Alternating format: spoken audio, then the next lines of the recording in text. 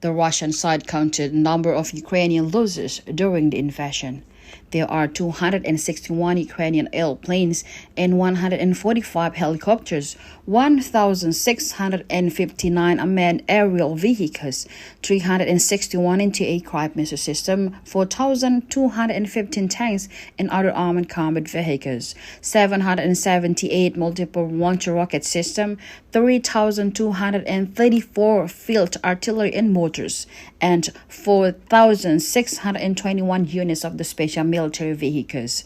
Ukrainian authority also report the enemy losses until day 159.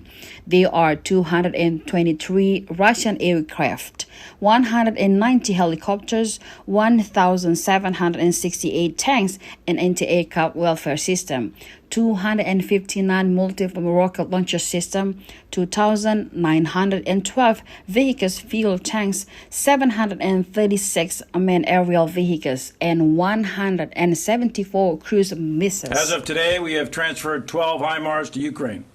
This is part of more than 20 that the United States and our allies have committed. Trained also are 200 Ukrainians on the HIMARS, and that training continues with many more. Russia has tried and failed to break the morale of the Ukrainian armed forces as they defend their home.